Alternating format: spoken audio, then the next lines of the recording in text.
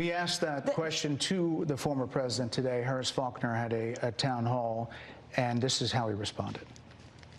I heard about that. They were saying I was like threatening. I'm not threatening anybody. They're the ones doing the threatening. They do phony investigations.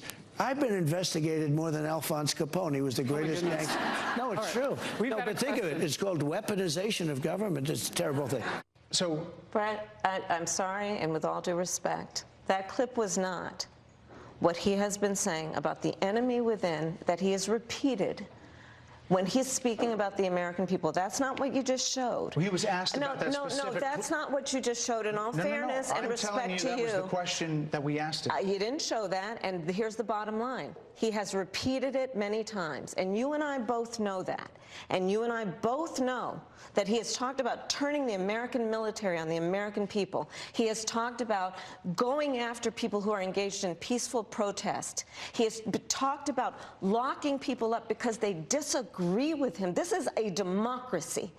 And in a democracy, the President of the United States, in the United States of America, should be willing to be able to handle criticism without saying he'd lock people up for doing it. And this is what is at stake, which is why you have someone like the former chairman of the Joint Chiefs of Staff saying what Mark Milley has said about Donald Trump being a threat to the United States of America.